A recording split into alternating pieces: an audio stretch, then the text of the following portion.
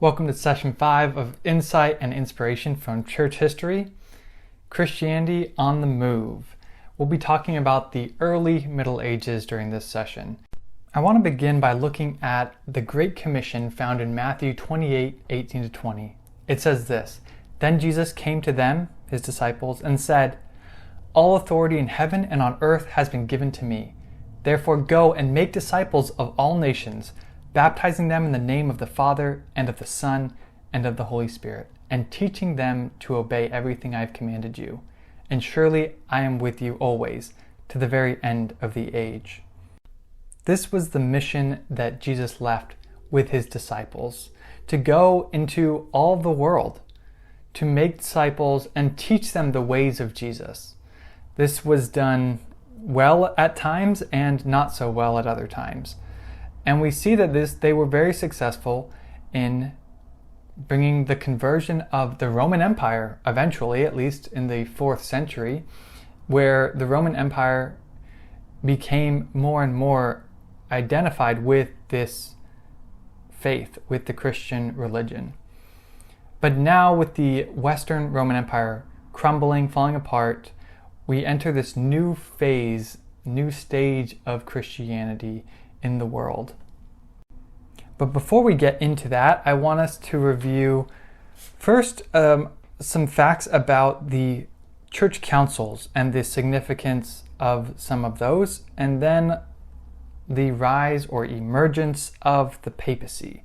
These are some very significant movements in this time period that will set the stage for what happens next. So the early church councils. There were many church councils throughout the centuries, but the first 4 are very significant in identifying the person of Jesus. How is it that Jesus is both God and man? What does that mean? How did God take the form of a human? And what was it that what words can we use to describe his nature and his personhood? And that was a very big struggle throughout the 4th and 5th century. The scriptures are not a systematic theology textbook. And so while we have many helpful statements about who Jesus is and different stories that exemplify his character and personhood, there isn't really a lot of specific language around that. And so the later centuries of believers and the church leaders came up with different terms that they found helpful and reflected the teaching of Scripture. So we have the Council of Nicaea that we've already talked about in year 325, and this was a council that was addressing this teaching that diverged from scriptural truth called Arianism, which was trying to say that Jesus essentially was a created being. He may be more than human, but he is not fully God. And so the Council of Nicaea affirmed, no, Jesus is fully God. He is of the same essence as God, and he should be treated, worshipped, and given the same reverence and honor as God. They are both the Father and the Son are one. They are equal in their essence. But then we have another church council come up. This is called the Council of Constantinople. That's the city where it was held in year 381. There was another teaching called Apollinarianism that started to crop up, and this insisted that Jesus he did not have a human mind. And I'm not sure exactly why it was so important for this man Apollinarius to emphasize this, but basically the idea was he is God who takes on the form of human, but he is still God and basically is not fully human. He just has a flesh. And so this God essence came and inhabited the flesh, which honestly is actually probably how a lot of Christians conceive of the person Jesus. But the church leaders of that time said, no, that's not the right way to view Jesus. Jesus is fully human, which means he had the human limitations of a human mind and all the other characteristics that makes humans humans. So the insistence of this council was that Jesus is fully human. So Nicaea affirms Jesus is fully God. Constantinople was the final conclusion was Jesus is fully human. Now, the next council takes place about 50 years later, year 431 in Ephesus, the Council of Ephesus. Now, this one is a bit more of a controversial council because they were addressing what came to be called Nestorianism. There was a bishop who named Nestorius, and he was trying to combat this a few different ideas about Jesus that were cropping up, and in so doing, some people either misinterpreted him or perhaps interpreted him correctly in basically making the point that Jesus there's like this divine aspect to Jesus, and then there's this human or Christ-like. Maybe Christ is a different version or a different category you could put it in. And so some people understood him to be saying that Jesus is two different people that have now combined into this one person. Or perhaps some people took it as meaning that Jesus was simply a man, and then the Christ Spirit or God overpowered or came upon this human Christ or this human being.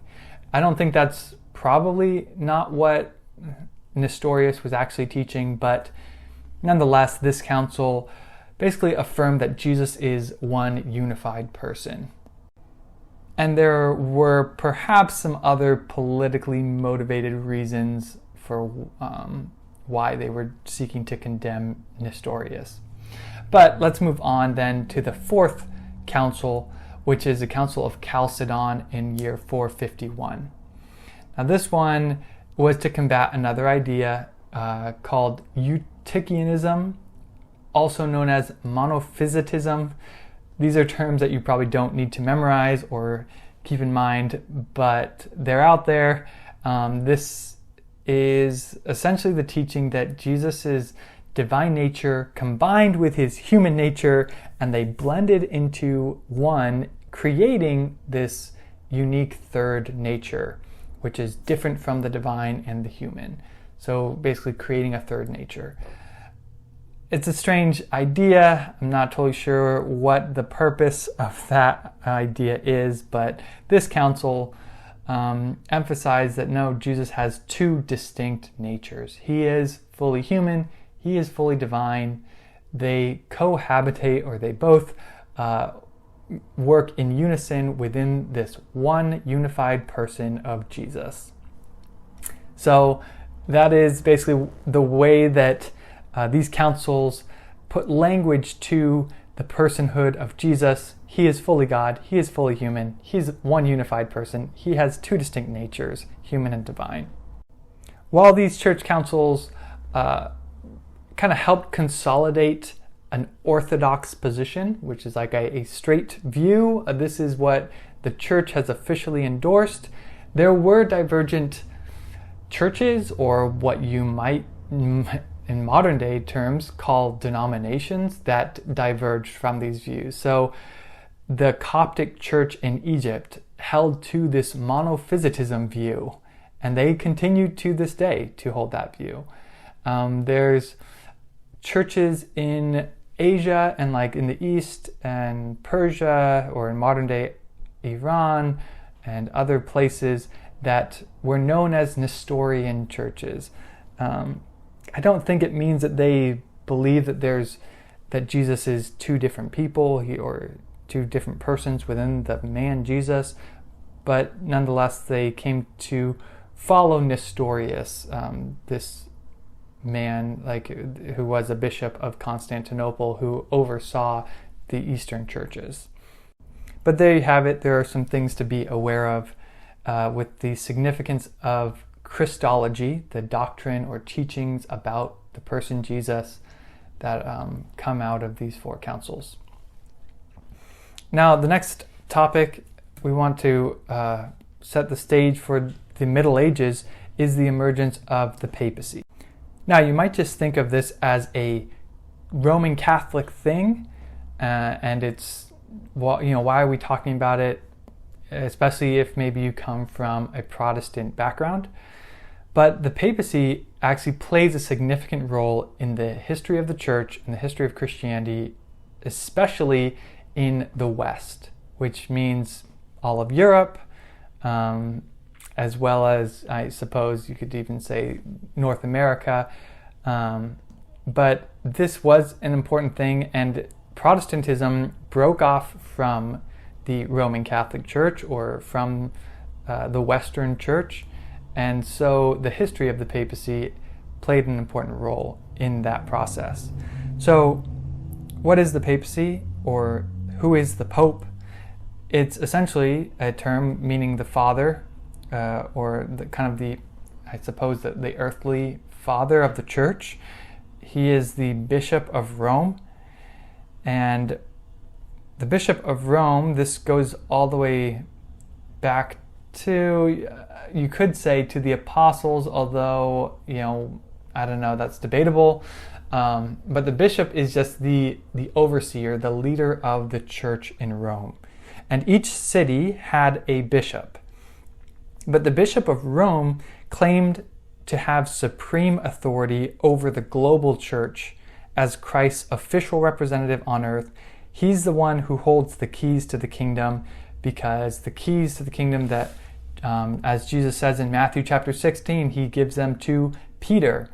He says, I will give you the keys of the kingdom of heaven. Whatever you bind on earth will be bound in heaven. Whatever you loose on earth will be loosed in heaven.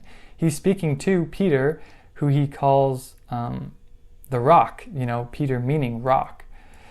So that passage can be interpreted a few different ways. It's kind of the biblical basis that the doctrine of the papacy is kind of built on. But there were many other reasons for why the papacy developed, because this did not happen immediately with Peter and the later generations. Really, there was no proper papacy, or there was no pope, until the Bishop of Rome was a man named Gregory in year 590. And so we'll look at some predecessors to Gregory, who were also bishops of Rome, who kind of tried to assert their authority as over the whole universal church, but the universal church did not recognize that the Bishop of Rome held this special position.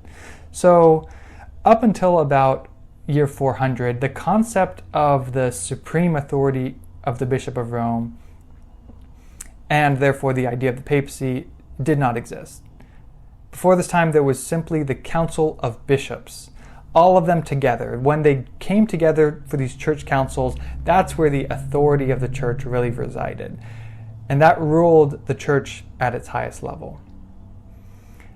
And all of the bishops were considered equals. Now, there were certain bishops, specifically in 5 different cities, that were held with high esteem because they had they were significant in really the development of Christianity. So that would include Jerusalem, where the church was birthed and held a special place in the book of Acts and later on as well. Then also Antioch, which is significant in the book of Acts as like this launching point for the mission to the Gentiles. Alexandria in Egypt, it became very significant and a powerful city, and the the disciple Mark, the author of the Gospel of Mark, is said to have been kind of the patron saint or founder of the Church of Alexandria. And then you have Rome, which is the capital of the Roman Empire, and it's where Peter and Paul were martyred, and other reasons for why Rome is significant. And then Constantinople, which is kind of this late one. later city in the game, but it was significant because Constantine moved the capital of the Roman Empire from Rome to Constantinople, and so it became a very powerful center also for the church. Now, between the years 313 and 590, the Roman bishop did begin to be seen as the first among equals. He took a little more precedence, and we'll look at kind of how that happened. But before we get to that, I want us to consider why the Bishop of Rome would be seen as more significant than the other cities. So I've alluded to some ideas already, but let's go through them systematically. First of all, Rome, it was a significant city, being at the center of the Roman Empire. It's a large city. And when Constantine shifted the political center of the empire to Constantinople in year 330, the Roman bishop was eventually really became the most powerful person left in the city of Rome for long periods of time. The kind of politics and the military force, it started to be drawn, even the economic center, drawn away from Rome and more toward the east to Constantinople. And so that left a bit of a power vacuum. While there was still, Roman leaders and, rulers of the West, the bishop became more and more significant, even in civil affairs. Second reason is that the link to Peter, it was generally accepted by the year 590 that, there was kind of this succession of apostleship or of leadership from Peter onto the later leaders of Rome. That didn't necessarily mean that they were seen as equal to Peter or as, having all of the same authority as Peter, but they did see a link to back to Peter, and the case was tried, the Bishop of Rome tried to make the case that they held the authority of Peter, and it eventually did get accepted. The third reason is that the Roman bishops had a reputation for defending orthodoxy. Heresy didn't seem to affect their domains as much as it did with their rivals in the East.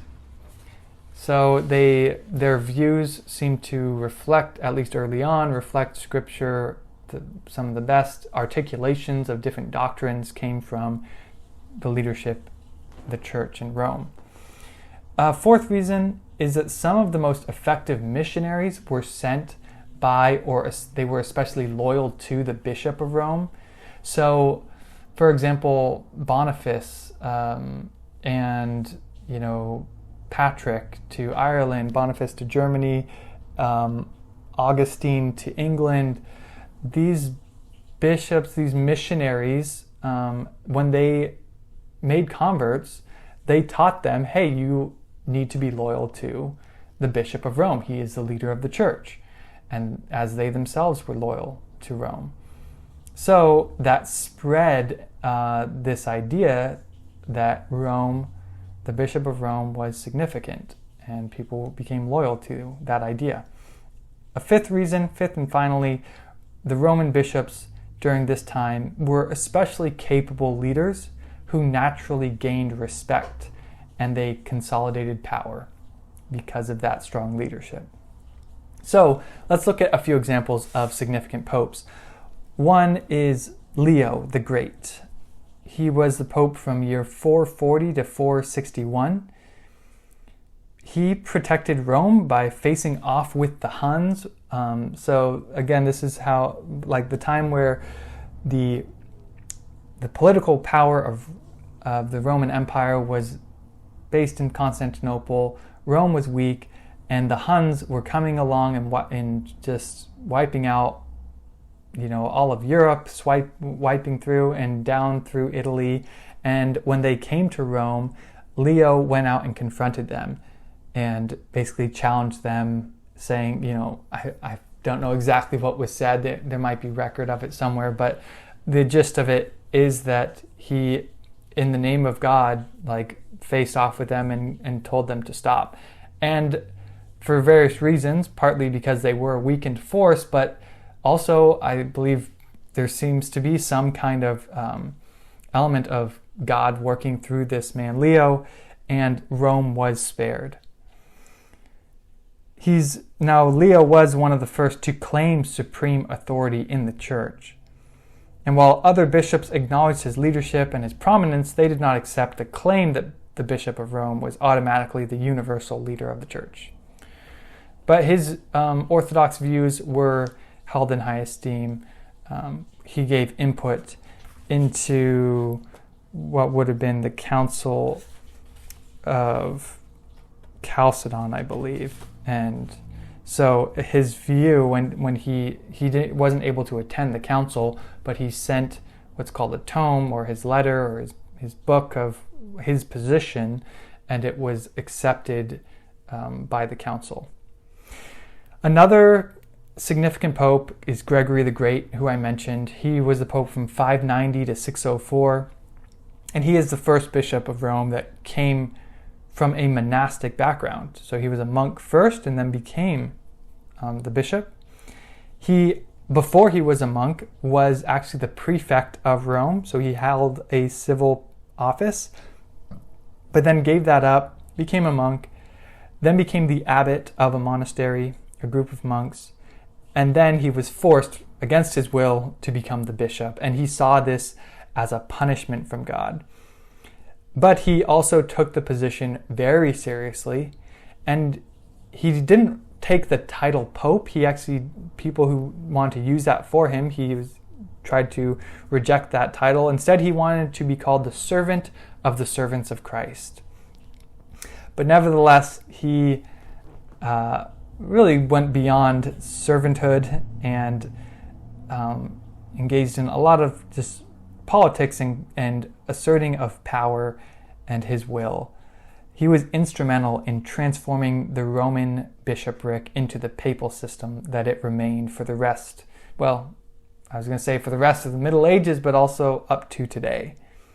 He also was significant in defending Rome from the Lombards, another barbarian tribe that came to try and take over Rome. He was heavily involved in civil as well as spiritual governance, and he sent out missionaries. As I mentioned, Augustine of Canterbury, different from Augustine of Hippo. So Augustine to Britain was sent out by Gregory the Great, and he was very successful in converting the Anglo-Saxons. Now, one more bishop I want to highlight is Stephen II. This is year 752 to 757, so a bit later on. In 754, Rome was under attack by the Lombards again. So they came back, and Pope Stephen II appealed to the king of the Franks, Pepin the Short, to help repel the invasion. Now, Pepin defeated the Lombards and recovered much of northern and central Italy, which he gave to the Pope. Now, why did he give this land to the Pope? Well, Pope Stephen presented Pepin a document which was, it seemed to be written by the Emperor Constantine himself centuries earlier, which said that Constantine willed the city of Rome, Italy, indeed the Western Empire, to the Bishop of Rome out of gratitude for his conversion, his baptism, and his healing. Now, it also stipulated that the Bishop of Rome should have authority over all the churches in the world so as to honor the apostles Peter and Paul. This document is called the Donation of Constantine, and this act in this particular time period was called the Donation of Pepin.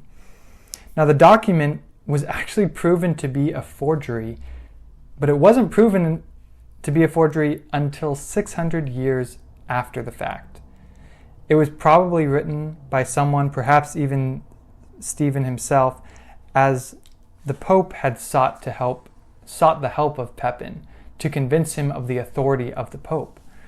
Thus, one of the foundational elements in the emergence of the papacy turned out to be one of the most famous forgeries of all time. Now from here, I want us to look at the landscape of Christianity as it began to spread once again through Europe. So, the 5th century brought the downfall of the Roman Empire. Rome was weak, it had been conquered, and it would continue to be conquered. For a long time, Christianity was seen as nearly synonymous with the Roman Empire. Since the empire was crumbling, at least on the western side, would that mean that Christianity would go with it? Could Christianity survive the demise of the Roman Empire? For several centuries, the answer to this question was in doubt. At first, Christianity lost ground, but in the end, it not only survived the collapse of the Roman Empire, but it made new advances beyond the previous boundaries of the empire. Europe was filled with what were termed barbarian tribes. Barbarians, according to the Romans, they were considered that because they spoke no Greek or Latin. They spoke Germanic languages. These were tribes of the north, the Vandals, Goths, Burgundians, Franks, Angles, Saxons, Jutes, and many others. Now, some tribes were Arian, that is, they actually had already converted to a heretical form of Christianity. But even those who had converted to Arianism or Arian Christianity, it was a Christianity and a church that was kind of under the control of the tribal chief. And we're not totally sure what those practices looked like. But many of the tribes were simply pagans. They worshipped the gods of the Norse gods or other Germanic gods. Christianity was seen as the Roman religion to them, which really actually had something of an appeal, as they wanted to share in the grandeur of Rome, even though they didn't want to be taken over by Rome.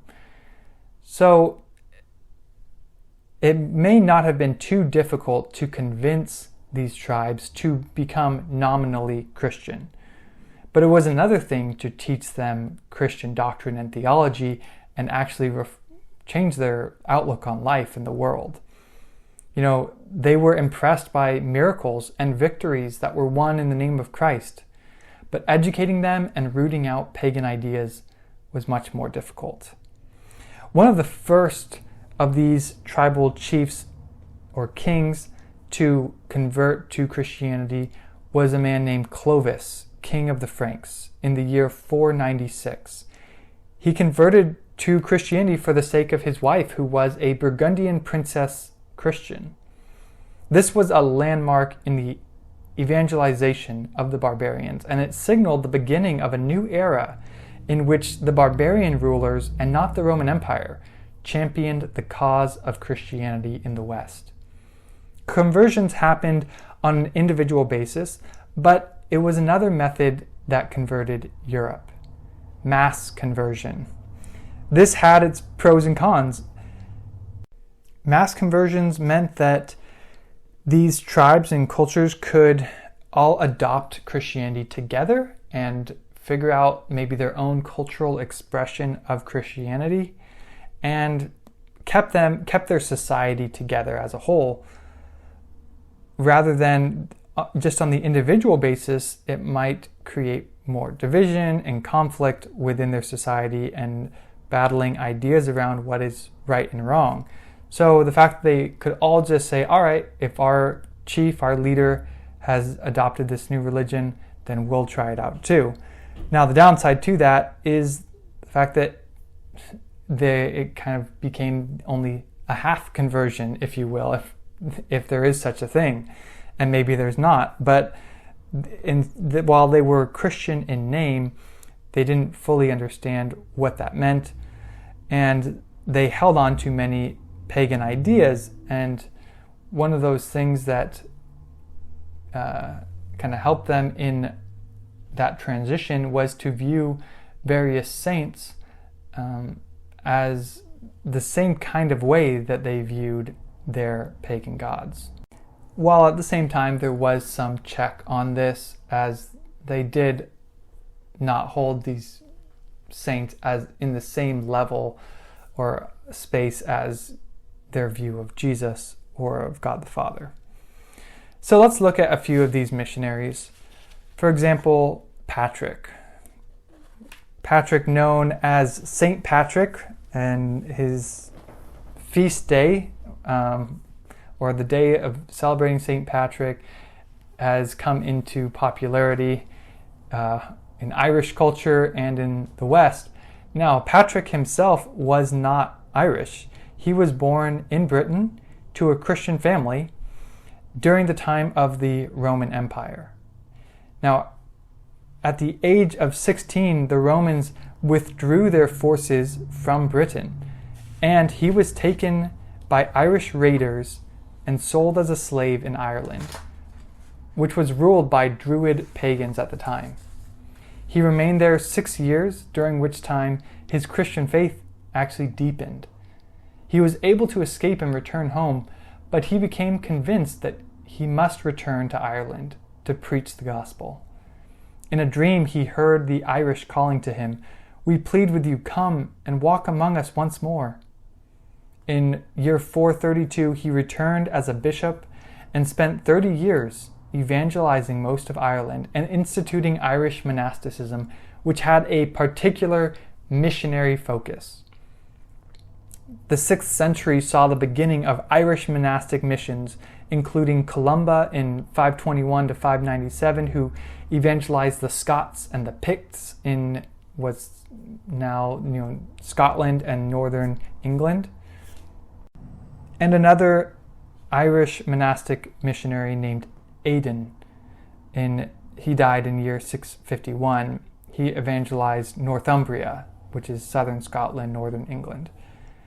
Now, Irish monks continued with the evangelization of Britain and soon were found wandering all over Europe. Another that I mentioned earlier is Augustine of Canterbury. Augustine was sent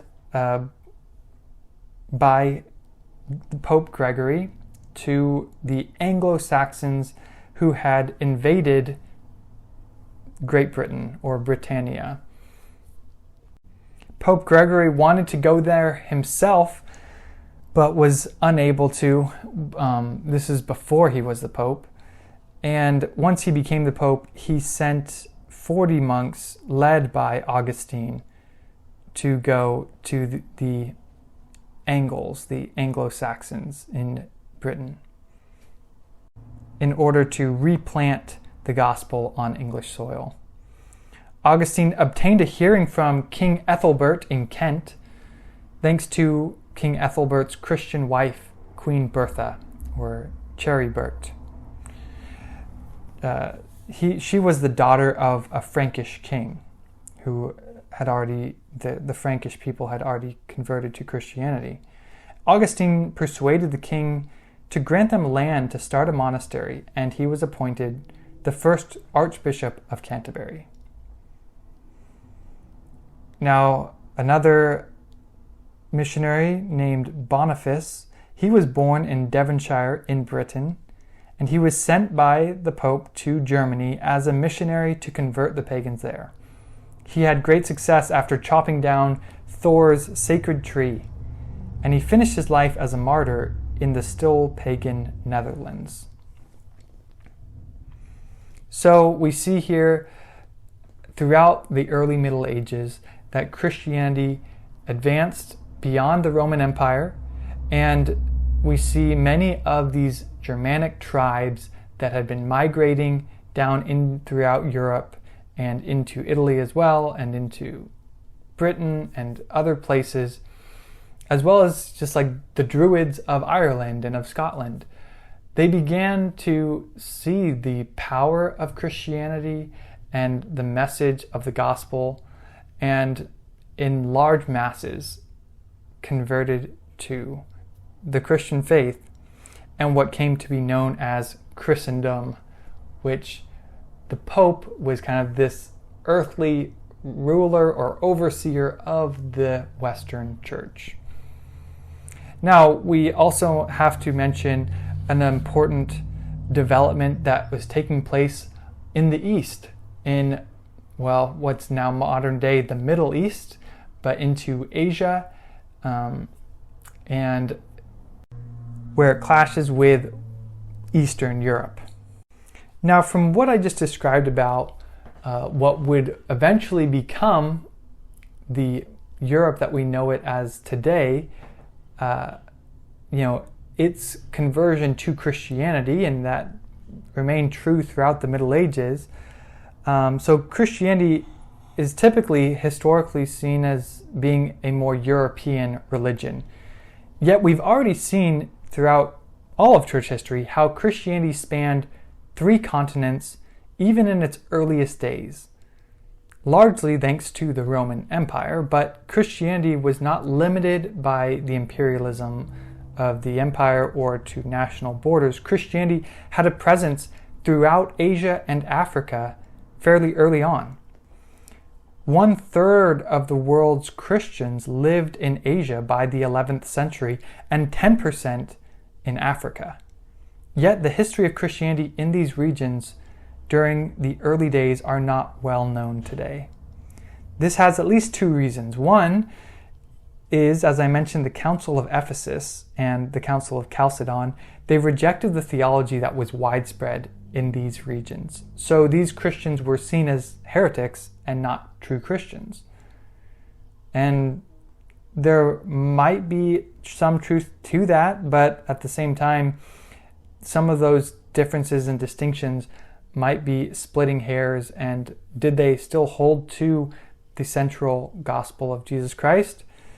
That's somewhat up for debate. But a second reason is that Christianity was nearly or practically wiped out in these regions due to Muslim conquest and oppression. And we'll talk briefly about that development of Islam and the significance of that with the history of the church. But first, I want us to consider the history of these regions before Islam came onto the stage. So much of the Middle East and Asia, even into Asia and into Africa, especially North Africa, the history of Christianity in those regions goes further back than the history of Christianity even in Europe. It can be traced back to the time of the apostles and the few generations after that. There's evidence of Nestorian missionaries reaching all corners of Asia. Bishop of Seleucia, Timothy I, was the patriarch of the church in the East. He oversaw as much as 1/4 of the world's Christians, eclipsed only by the Bishop of Constantinople. And he eclipsed the Bishop of Rome, which Timothy had heard about, but of whom he was not particularly interested. Timothy died in 823. And had it not been for the rapid expansion of Islam, Christianity would have been predominantly present in the East. It would seem that Thaddeus, one of Jesus' apostles, after Jesus' resurrection, went to Syria.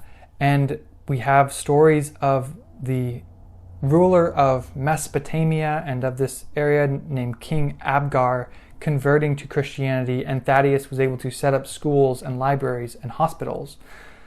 The country of Armenia was actually the first state to adopt Christianity as the official religion of the realm. Now, according to legend, Thaddeus and Bartholomew went there, but there is also later evidence of Syriac missionaries going there. And around year 300, the ruler of Armenia was converted. And the Armenian Orthodox Church developed its own unique character, even to this day. Another nation, Iberia, now modern-day Georgia, it was a woman named Ninal who went there and brought Christianity with her. And in the year 337, the ruler of Iberia was baptized. In India, there were East Syrian missionaries who went to India. Faith may have already been there for generations by that time. There are Christians there known as Thomas Christians, perhaps the claim is tracing back to the Apostle Thomas. There was a man named Pontanus who went to India as a missionary, but found believers already there reading the Gospel of Matthew. In China as well, there were Syrian missionaries from Persia, one man named Alapine, around the year 600. He brought Christianity to China from Persia. He arrived during the foreigner-friendly Tang dynasty. He built monasteries in at least 10 provinces. And there was a bishop of that place, when Christianity became popular enough in China for them to elect their own bishop, a bishop named Adam, by the end of the 8th century. But religious persecution broke out after that, and the Wu-Zhang dynasty targeted Buddhists and Christians. Now, little record of Christian activity was found in this period, but it did not fully disappear, as there were still churches and monasteries found in China. And then, of course, Egypt, where the monophysite Christianity flourished, but Mark was said to have founded churches in Alexandria. Many brilliant minds and theological giants came from this region, like Augustine of Hippo. And eventually, Coptic church became independent. They broke off from the Eastern Orthodox and from the Church of Rome in the West. Also in Africa is the country of Ethiopia.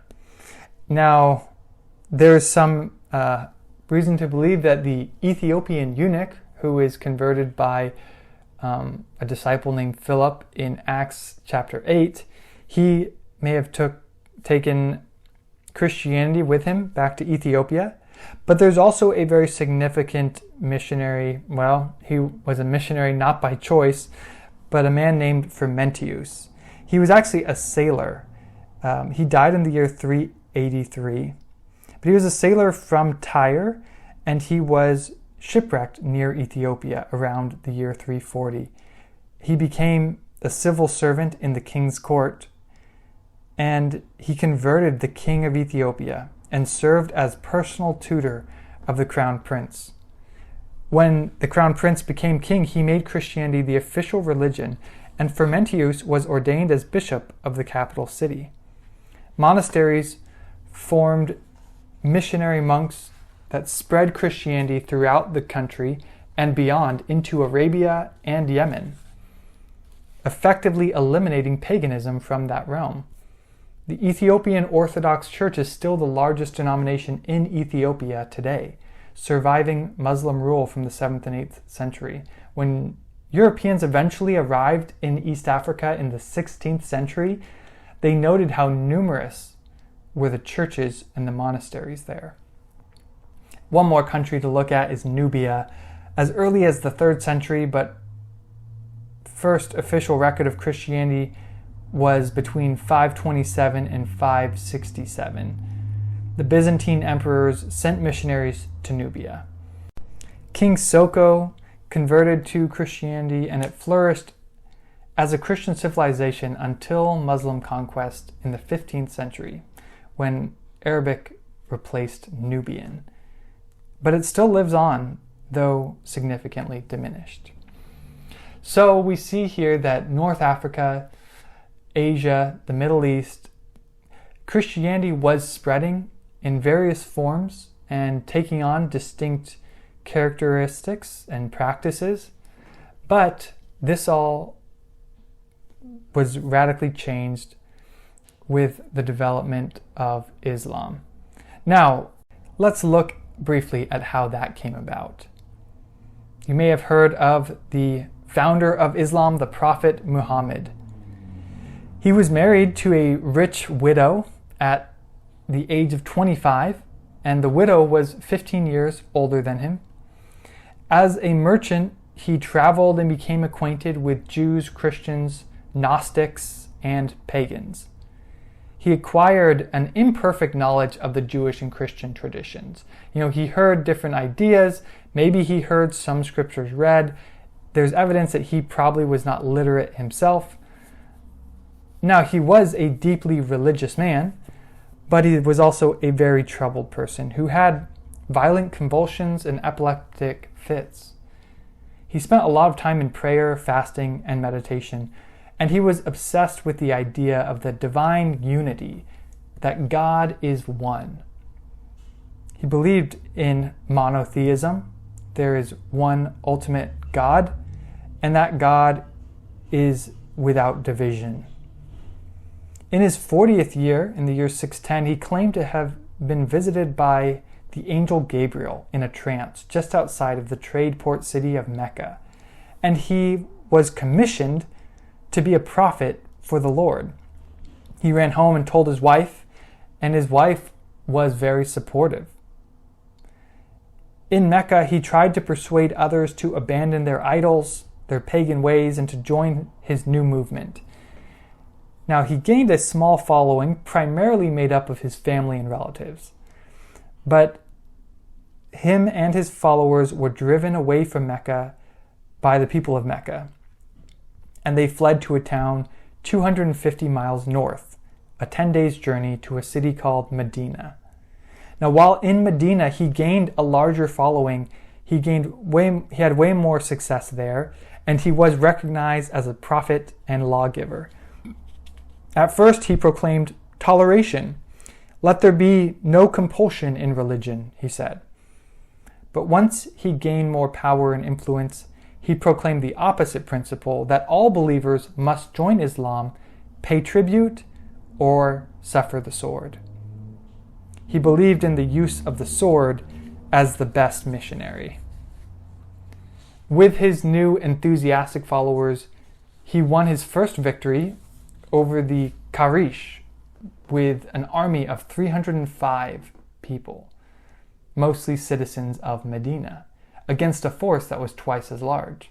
He conquered several Jewish and Christian tribes and ordered and watched in person the massacre of 600 Jews in one day. He triumphantly returned to Mecca 8 years after he had fled. He demolished the 360 idols of the Kaaba and became master of Arabia. The various tribes combined into one nation with Muhammad as their leader. Within 2 years, there were 40,000 Muslims, and Muhammad began planning further conquests. But his time was cut short, since in the year 632, at age 63, he died of a violent fever in severe pain. In his life, he had at least 14 wives. When his first wife had died, he took on at least 13 more and a number of slave concubines. He tried to create a hereditary line, but he failed, as his children did not live long enough, other than one daughter. Of his many wives, they were all widows except for one, his prized and most favored wife, whom he took as a wife in his 50s when she was only 9 years old. His successors, known as caliphs, continued his conquests. In 707, the North African provinces where Augustine had once served the church fell into the hands of the Arabs. In 711, they crossed from Africa into Spain. They had their eyes set on the rest of Europe, and especially to conquer Rome. But in the year 732, the ruler of the Franks halted their progress. He was given the title the Hammer for this feat. His name was Charles Martel meaning the hammer. But in the 9th century, the Muslims made further progress east, subduing Persia, Afghanistan, and a large part of India, and made even more headway in Asia in the centuries to follow. The lands that had once been Christian found themselves under Islamic rule. Christianity was driven to the brink of destruction in the places where it had once flourished. It wasn't extinct, but it had become dormant, waiting for a new birth. In the 21st century, Christianity is awakening once again in these countries of the sunrise.